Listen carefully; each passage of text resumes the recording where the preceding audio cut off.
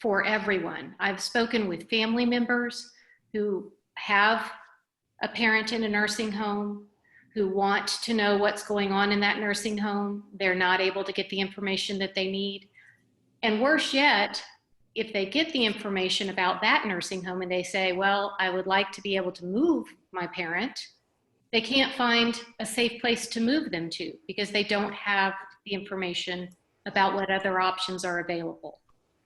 With regard to the general public needing that information, if you're in a community where 29 out of 30 cases are all from the same nursing home, but you don't know that, then the community at large is operating under an impression that the disease is far more widespread than it actually is. So without the information of knowing where these hotspots are, none of us, family members and the public at large, are able to make an informed decision. That's one of the big issues that has come up in all of this. And there's an AG, there's a letter to the Attorney General right now on this point. We're waiting for a decision, have not received a decision yet. The other issue is from the health department, the tracing data information. We've not been able to get that. And then we've just had a general problem with school districts, local governments, the Texas Commission on Jail Standards and others using the excuse of their having skeleton crews to completely ignore Public Information Act requests. And so the way that has worked in the past is the Attorney General's office has said, look, if you've got a skeleton crew, if it's an ice day, if it's a holiday of some sort, then that doesn't count towards your days of responding to a Public Information Act request. We've seen it creep into school districts when they are out for holiday, Christmas holiday or Thanksgiving holiday. Those days don't count. And we've had instances where we'll have a Public Information Act request put in, they'll ask for a clarification the day before a holiday, you submit the clarification, and then none of the holidays count. And they've basically bought about a month of time before they have to start the response period. All of that at least has a predictable end. It's not ideal, but it has a predictable end. During this pandemic, where people are truly working remotely, to hide behind the skeleton crew excuse seems to be just a reason to avoid having to produce the public's information to the public. So that's been another big problem. And that's fundamental things like asking the jails, are they testing for COVID or not? And the Texas Commission on Jail Standards saying, we got a skeleton crew, we're not gonna fulfill that Public Information Act request.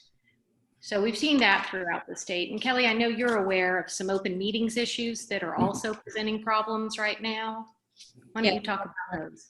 Yeah, and along with what Laura was saying, the skeleton crew issue is a problem, and also a newly enacted law that allows governments to put in catastrophe notices to the Attorney General's office and allowing them for a certain period of time to not fill Public Information Act requests. That's another area of the law that's now being abused. It's a new law, but we're finding that instead of the 7 and then the 14-day catastrophe notice, certain governments are now filing a whole new initial catastrophe notice and basically a never-ending catastrophe notice. So in addition to saying we can't fill Public Information Act requests because we're on skeleton crew, we've got some governments saying we're not doing it because we're putting in never-ending catastrophe notices. So these are some areas that definitely need to be worked on in the law. As far as open meetings, when the pandemic and the stay-at-home orders first set in, those were most of the calls we were getting was with the Open Meetings Act, because so many meetings were being held online, virtual meetings, which is understandable. But under the law, you have to do it the right way. And even the part of the law that was eased by Governor Abbott doesn't allow for some of the problems that we encountered. Some of the things we saw were technical issues, which were legitimate technical issues that governments then eventually rectified in most cases. But posting problems, governments would post the agenda, but not post the information on how to tune in to the virtual meeting or the online meeting. We had some governments meeting in person, but saying we've got that 10-person rule, we can't have more than 10 people gathering. So, hey, some of you just can't even come in, and they wouldn't wait to watch. So these are just some of them. And one thing the final thing I'd like to add is, even if a meeting is being held online, even in this day and age, so many Texans live in homes without internet and without computer access. So a telephone call-in line is important too, so that everyone can join the meeting in the way they're able to. Some governments have been providing a telephone call-in line, but not all of them. And that leaves out people who don't have Wi-Fi and don't have computers. So that's a never-ending situation, and we've got to pay attention to it.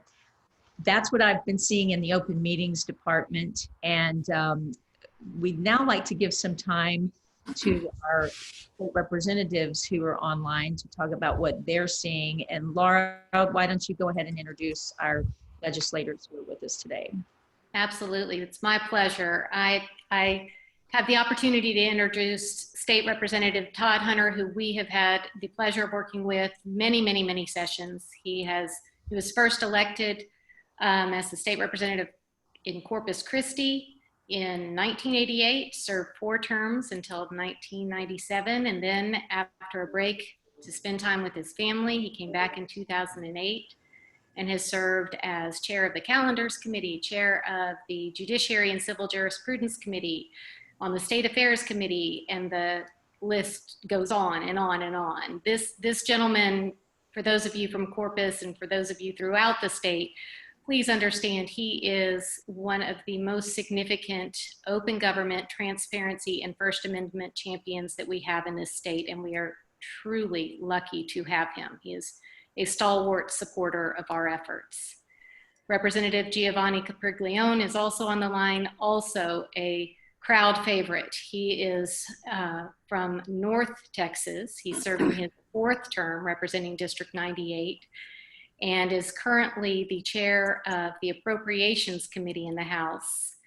Representative Capriglione has also worked with us on a number of transparency measures. He is one of the most significant reasons, because he was a co-sponsor, that we now, again, have access to information about how your taxpayer dollars are spent. We went through a significant fight at the Capitol trying to overturn a Texas Supreme Court decision that closed off access to contracts that were made by the government with your tax dollars, and you were unable to get the information about how that money was being spent. Thanks to Representative Capriglione, we can now get that information again. It's a huge service to the community, and we appreciate all of his hard work. So, Representative Hunter, do you want to kick it off? I'll kick it off. All right. And I want to thank everybody who's joining and who cares about open government, freedom of information. I also thank you for the introduction, Laura. And I want to thank the Corpus Christi Caller-Times, who published my opinion editorial. And I know that Donnis is sending that out to many of the newspapers and the broadcasters. And I think if you think it's meritorious, get it out there, because it's talking about open government during this time period. Let's just cut right through it. You're either for open government or you're not. You're either for it or you're not. And if you're in the business of creating speed bumps, you're not for it. The whole point of transparency is getting information. Trustworthiness, integrity is knowing what's going on. Now, let me give you an economic issue. If you're a taxpayer and taxpayer funds are going to a particular group, why aren't you as the taxpayer getting that information? You paid for it. Seems to me a pretty good economic reason to get information out. Let's take the nursing home situation. You have a loved one in a nursing home. Why shouldn't you have the information? We don't have to give the privacy information. That's not what this is. The personal information on the individual.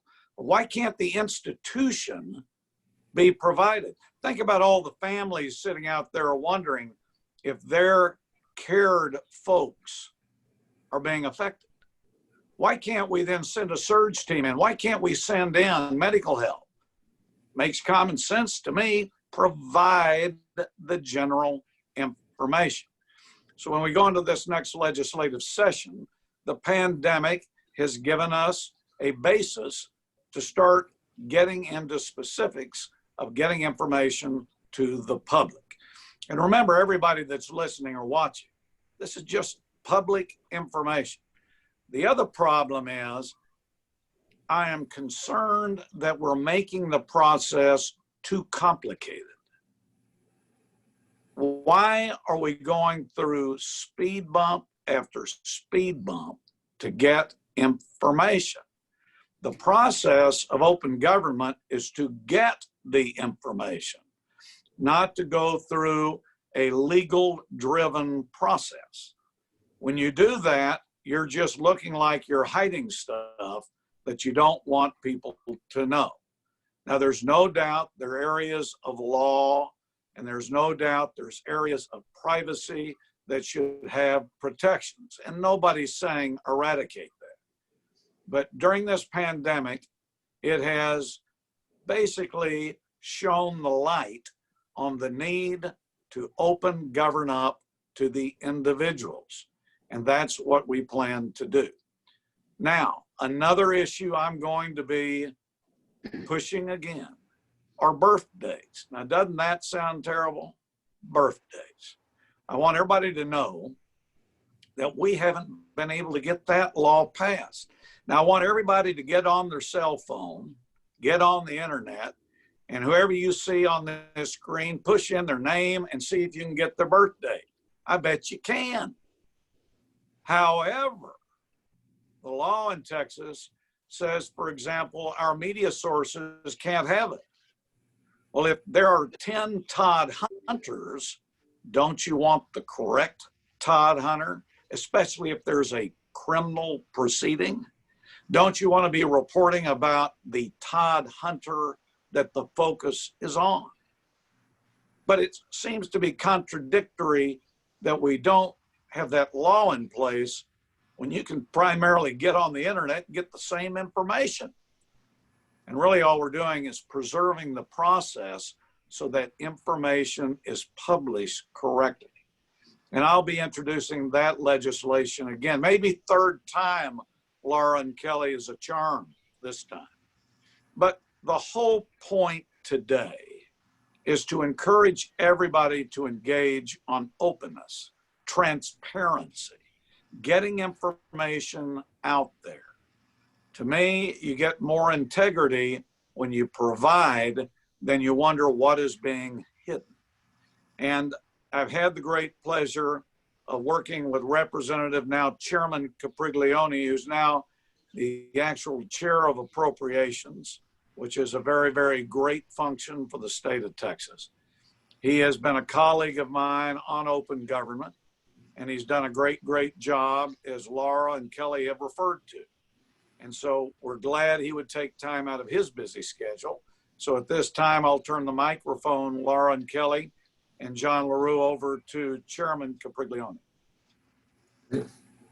Thank you. Thank you, Kelley and Laura. And I don't care what he says. There may be 10 Todd Hunters, but there really is only one Todd Hunter. I'm coming here from Northeast Tarrant County. Pleasure to be here on Zoom. And, you know, this has been a passion of mine and of Todd's for a while, and for the reasons he said, right? I mean, when we look at this particular pandemic, and when we go back in January, we'll think to ourselves, hopefully in the rear view mirror, what lessons have we learned, and what do we have, what are we going to do to change some of the things? And we'll think of it as a black swan event, okay, this once in a lifetime deal. But the thing with black swan events, there's never two identical ones, right? So what we should do is figure out what we didn't know before then and what we need to change to make sure that open government can handle the next pandemic, the next major disaster. And up until now, we've had this situation where it kind of has made sense, right? There's a hurricane, it goes in 2 or 3 counties, they're not able to access their building because it's flooded. But in this particular case, effectively the whole world shut down. And when I think about this, I always think this is the time, more than any other, where we need to be able to access that information. Most people are home. They need to know what's going on, right? They're worried. They're looking at the news. They're looking at their TV to get any bit of information to make them feel more comfortable. And it's unfortunate when the government, which essentially is the group in charge in those kind of emergencies, is not willing to release that. So when it comes to, for instance, the nursing home situation, if you really look at it, most of the issues happening today are in very localized groups: nursing homes, prisons, some other high hotspot areas, meatpacking plants, and so on. And it's completely incredulous that we cannot get information about specific nursing homes. We looked at this, and I think in the state, they're saying HIPAA doesn't really want people to get information, unique identifying information on any geography smaller than a state. Well, technically a nursing home is not, a doctor, it's not a hospital. Technically, no one wants unique information, right? They want to know, which I know, but in my area, there's one nursing home. I look at the number of deaths in Kelley, which is where I am right now. There were 12 deaths. That sounds terrible because it's a relatively small town, but because I've talked to folks, I know those all come from one nursing home. Other people should be able to know that as well, right? And they can make their decisions about if they have family in that nursing home, or hey, you know what? It's all happening over there. So, for me, that's an obvious fix that we need to work on to be able to share that information. But hopefully we're able to write that broad enough to say anybody that wants to know how much a meat, any state facility or anyone that has that should have to release that information. The other thing that's come up that Kelley and Laura talked about was related to people trying to change effectively what the definition of a business day was. And we get it. There was a lot of people that were sent home. But just because you can avoid giving that information out 10 days doesn't mean you shouldn't. Just because you are at home, I've discovered how much I can do from home. Maybe we have to continue to make sure that if you have access to those records, if you're teleworking or whatever, you should still be able to and should be required to go and provide that information. We've also discovered that there's a certificate or basically an attestation of how that you're at a skeleton crew or what have you. And some agencies and some groups have not even sent those forms in, right?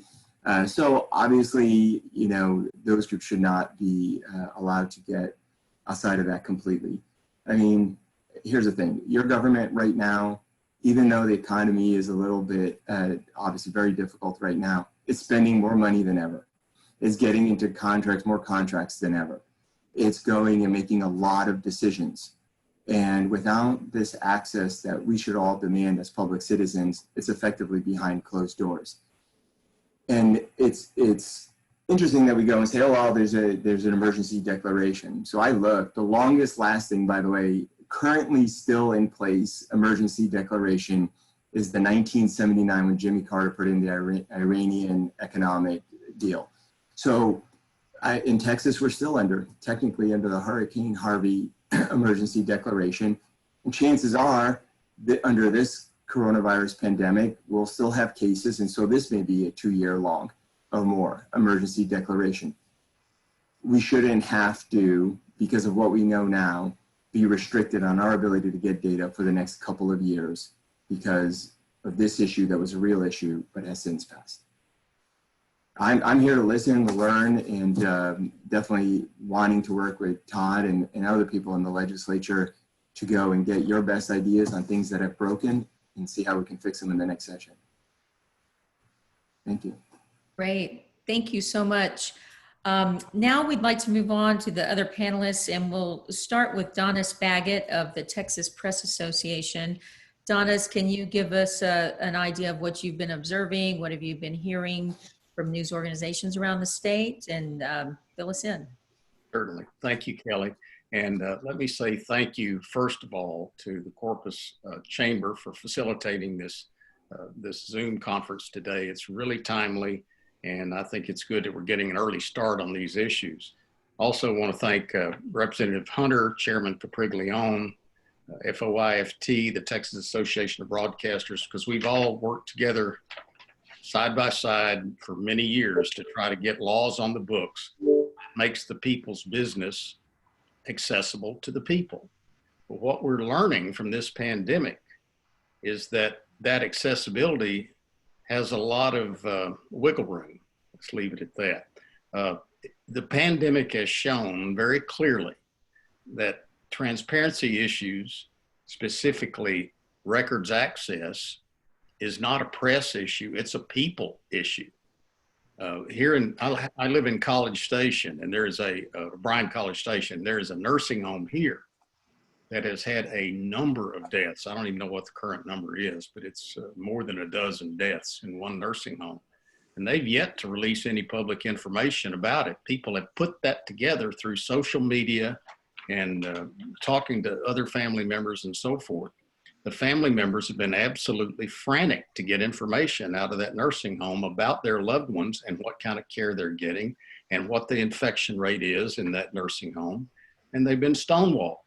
They've been stonewalled the same way that the local media has been stonewalled. They're being told it's a HIPAA issue and the company can't give out that information. Well, that's hooey. We know that the HIPAA privacy requirements, that's about specific individual privacy. It's not about keeping private, I'll say secret, the number of people who have died in a particular facility. And we've got to knock that wall down come next session. It's just horrendous. Now, I will say this, some nursing homes are on the other end of that transparency spectrum, and they have chosen to do the right thing from the get-go when they've made themselves available to family members. My mother happens to be in such a nursing home, and they call me every Monday morning to tell me what's going on there and to reassure me that they're taking the latest safety steps and that everything's going well. And that really helps. It really helps. Family members deserve that kind of access, and it's unfortunate that they're not all getting it. It's a heck of a note when family members who have a relative or maybe both the mom and the dad in a nursing home can't even get the nursing home to talk to them. There's something just basically wrong about that. Another transparency problem I want to throw out, and then I'll pass the baton. We've alluded to some instances where Open Meetings Act regulations are kind of falling by the wayside in this, quote, emergency.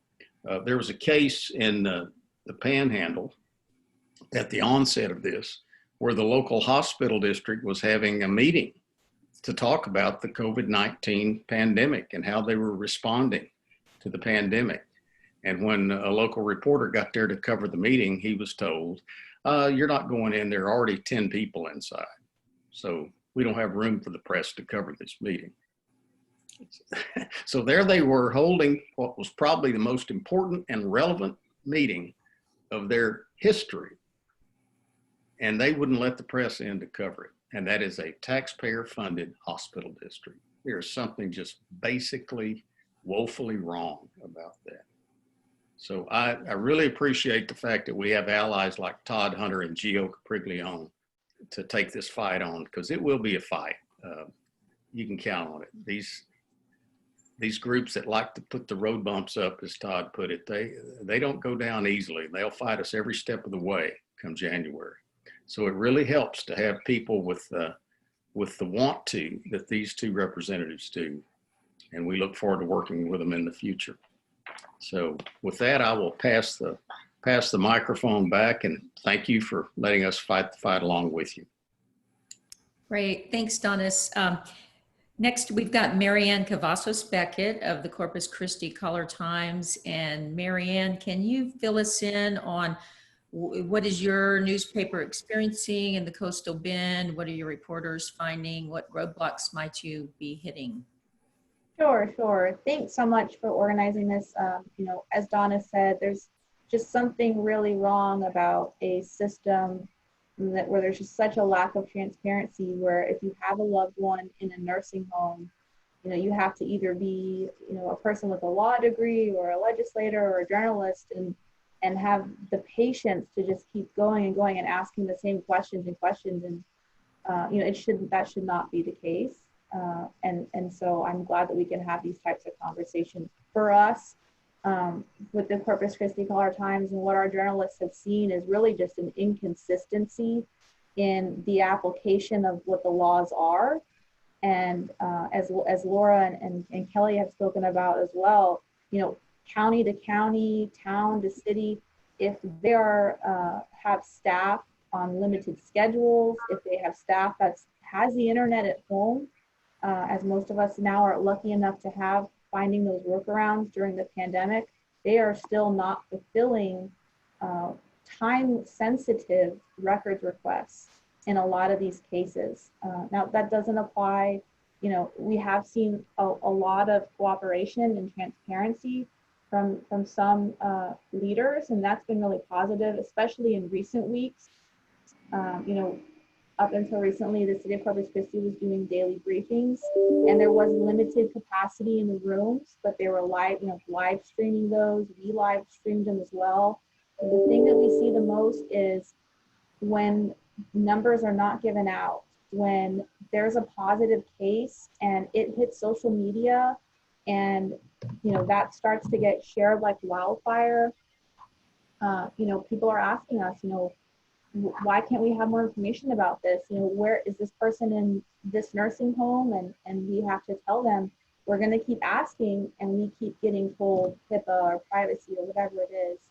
So, you know, hopefully this conversation can continue to move forward so we can find some solutions, because in the end, I think as someone said earlier, you know, this information belongs to the public, and, you know, the best way to calm people's fears is to be transparent and to say, this is what we know and this is what we don't know. And once we know something else, we're going to tell the public. And that is a reassurance and a trust building, I think, for communities that we really need to see more of. Thank you. Yeah, and Marianne, you make a great point, is when there's a vacuum of information, that's when the rumor mill starts to come in and inaccurate information starts to flow. And people may sometimes be getting needlessly scared over the wrong information, or, you know, just whatever's out there. And if government that has the information releases it, it can calm everyone's fears. I keep telling everyone, it helps us all know how to respond to this pandemic, what role we can play in helping to stop the spread. So information is power for all of us during this time. And that's a great point that you make. And the other point I think that you made, which is excellent, is that, you know, technology is such now that just because we're working from home and can do all these things from home doesn't mean you can't share information and pull records and send them out to people. There may be a few instances where you can't, if there's paper records involved back at the office, but otherwise let the information flow. So great points there. Let's move on to Tim Archuleta of the El Paso Times. Tim, you guys have been seeing some issues in your area that I think would be good for us to hear about. Can you fill us in?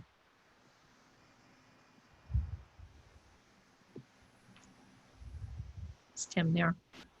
He is. He's just, oh, there he is. Go ahead, Tim. Can you hear me now? Yes, we can. Just All fill us right. in. What's going on? Sorry about that. I know technology is wonderful in a lot of ways, but sometimes it doesn't work when you need it to. So let me start by just thanking representatives, both of them, for taking the time to be here today. We can't win this battle on our own, and we need our representative leaders, our elected leaders, to join us and really to expand the fight beyond these two, because that's a heavy burden for both these representatives to carry. So I'll be encouraging my newsrooms in the USA Today network in Texas to be reaching out to their representatives and try to get them on the record on where they stand on this basic Texas right. I do want to start out by thanking the state of Texas, the El Paso County judge and our mayor, Dean Margot, for being really open to making sure that our newsrooms are considered essential businesses when the pandemic kicked off to begin with. There was a lot of anxiety in newsrooms about whether or not that was going to be the case. I don't know if that's something we might want to look at down the road and including it in some kind of legislation. I'll leave that to you, Laura, to figure out. But I will say that that was a big part of us staying active and serving our communities. And, you know, at the end of the day, you know, we have seen enormous audience growth around our coverage involving the pandemic. And what does that tell Texans? It tells Texans that, it should tell our Texas leaders as well, is that there's a great need for this information, that our audiences find this information incredibly valuable. So when it comes to gaining access quickly to this information, just want a couple of things to consider.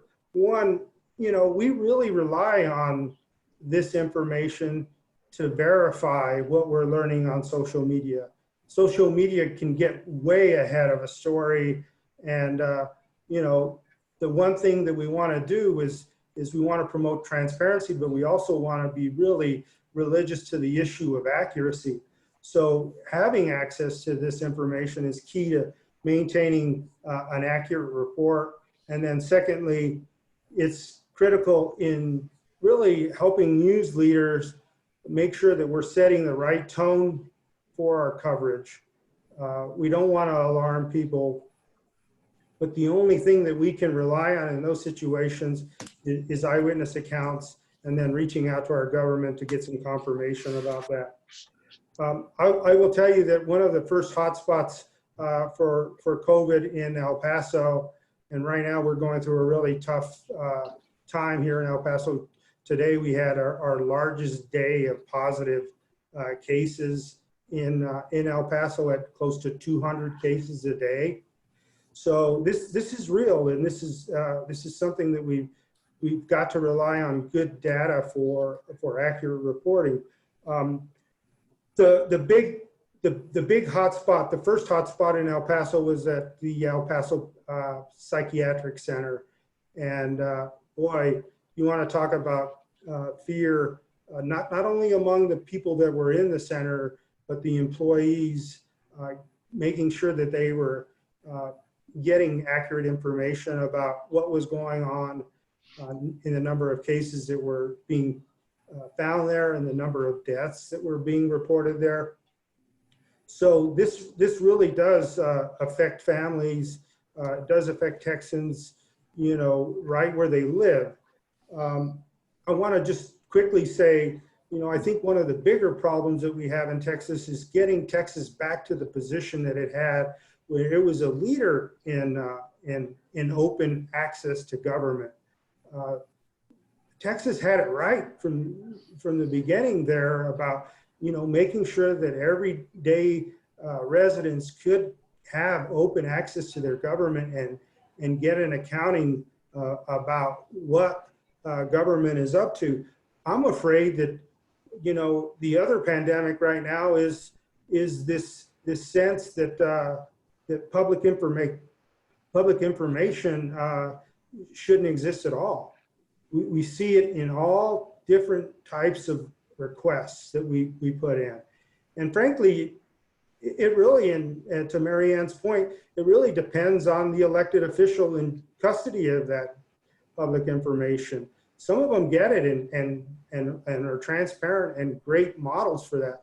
Others are gonna, you know, we tried to request some information about a zoning issue today, and we're told you need to file a Freedom of Information request.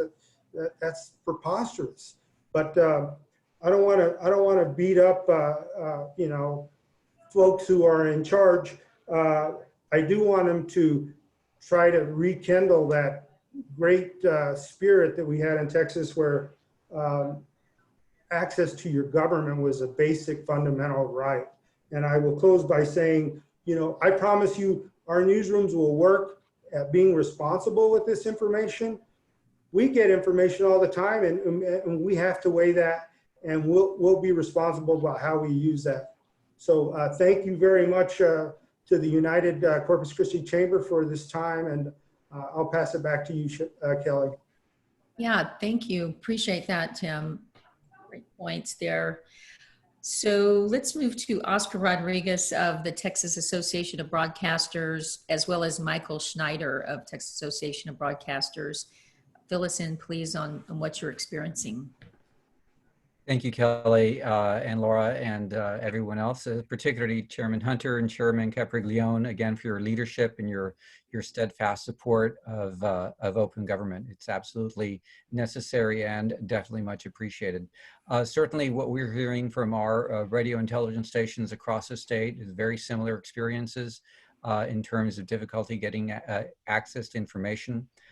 This has not really, the pandemic just accelerated everything. I think when I first started hearing, temperature got really high when we had the El Paso terrorist attack, and then the subsequent shootings in Odessa, Midland, and then even over in Houston. Increasingly, local governments, what I would call hyper-local governments, city councils, school districts, so on and so forth, are suddenly becoming extremely adversarial in their relations with anyone who's requesting information, whether they're a journalist or not. So this has been a consistent challenge that we all know we've been dealing with. And I just wanted to walk back the timeline a little bit. These problems didn't start with this pandemic or this declaration. And I think one of, certainly I share all the frustrations that others have shared with us already. And there are, I think, a lot of prescriptions that we can look at.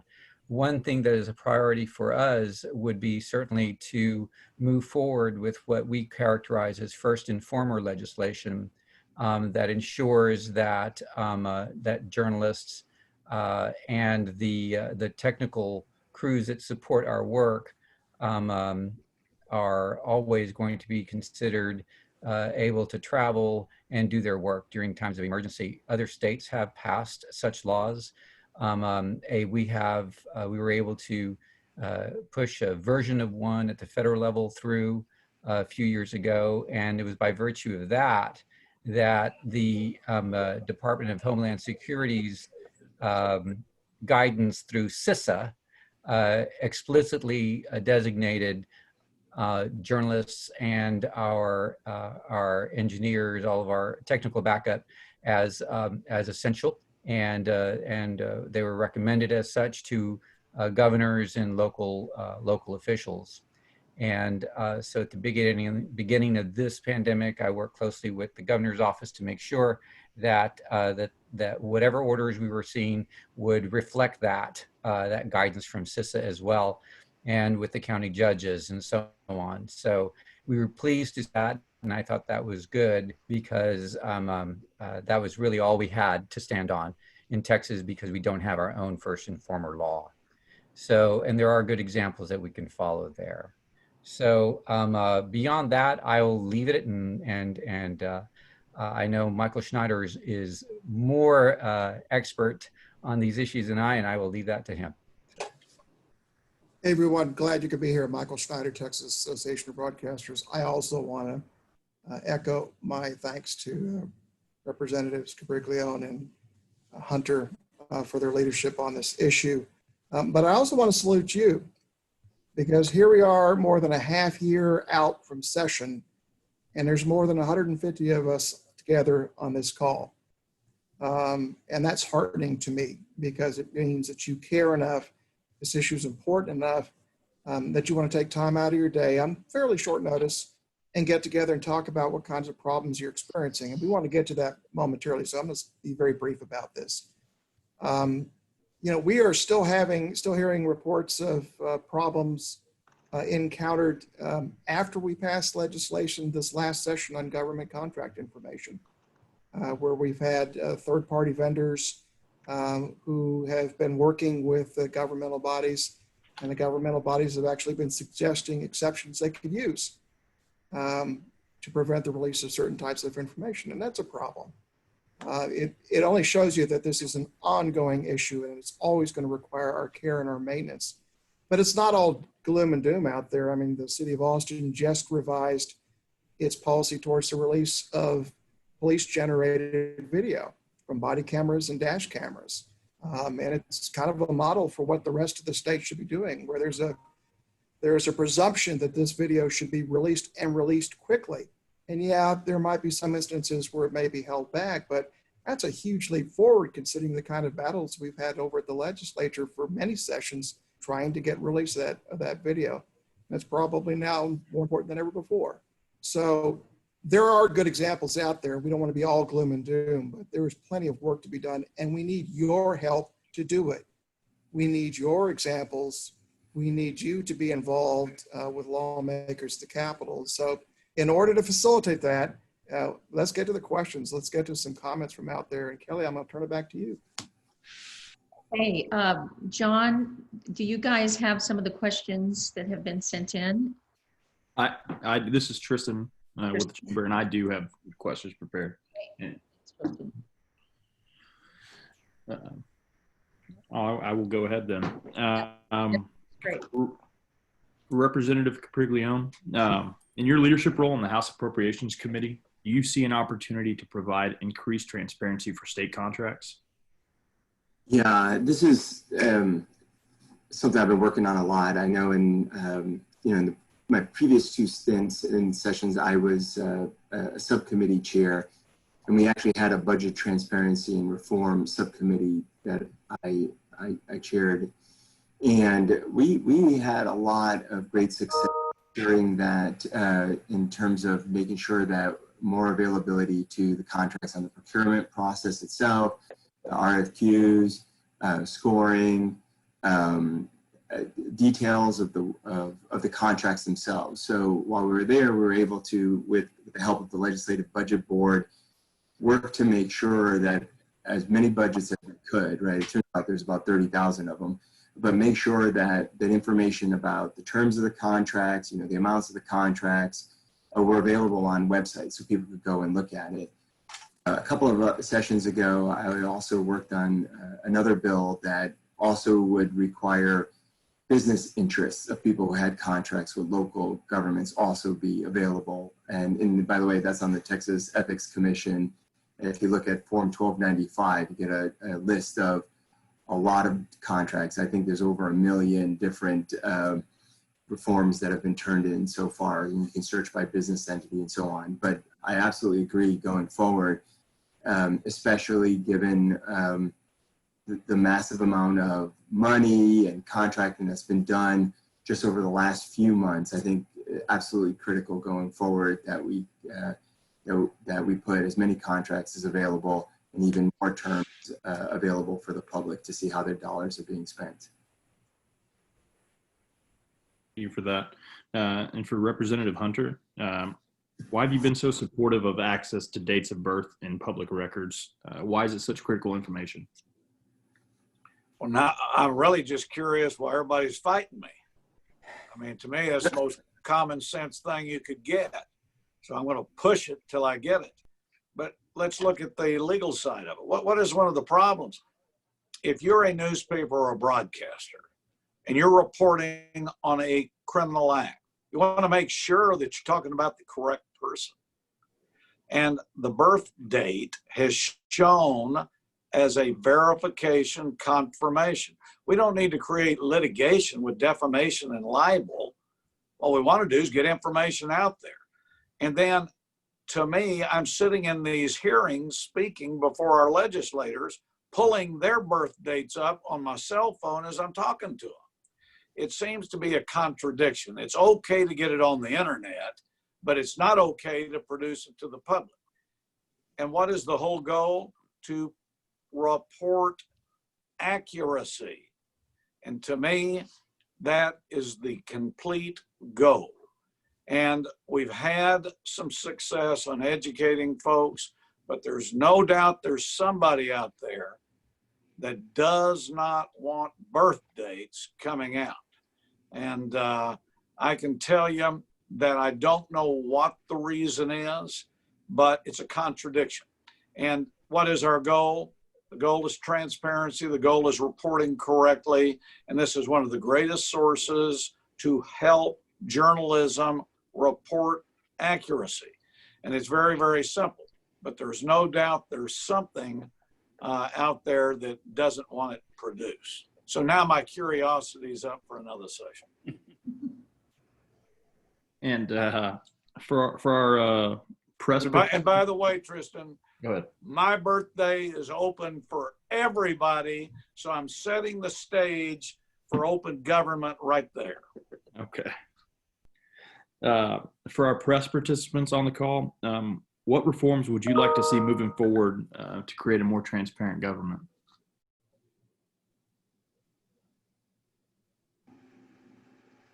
Donnis, would you like to start, or Tim? I'll start and let others chime in. I'd like to see some sort of sanctions against governmental officials who drag their feet needlessly. The assumption is they're supposed to provide information in as timely a manner as possible, not wait 10 days, file a letter with the Attorney General and then drag it out that way when they know in the final analysis they're going to have to give the information up.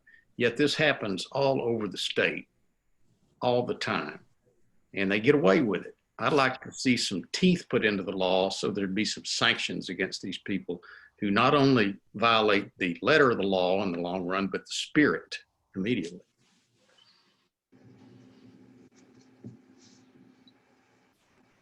Tim or Marianne or Oscar? Well, Anybody else doing? I'll chime in. I would suggest that maybe a better sanction, an ideal sanction would be to withhold the controller's transfer of sales tax payments to those local government authorities every month if they're not complying with the laws. Get the whole thing there. No, you know, where do we start? There's a laundry list. I think probably, you know, each of us who advocates on a regular basis probably has in our pocket like 5 things we think should be done immediately to increase transparency. So that's, I mean, that's just a long list. But certainly looking at this emergency situation, and you know, we have this black swan of the pandemic. We had the black swan of the Hurricane Harvey. You know, there's so many different black swans, and they have different arrangements of their feathers and wings. But it's still ultimately that it seems that the open government laws are among the first things that get ditched in an emergency. And if anything, I think they should be, I would like to see laws that elevate the importance, that basically put it into hyperdrive, just what kind of, you know, the access to this information. That is when people need it and want it more than ever. And there are a number of other things, but certainly when you can see entire television broadcast stations and networks report from home, I don't see why a public information officer can't also release the information that we need to report from home. So there are a number of things, but unfortunately there is a laundry list of things we need to do to really make this this body of law return it to its once former glory. Kelley, do you mind if I chime in just real quick on the issue?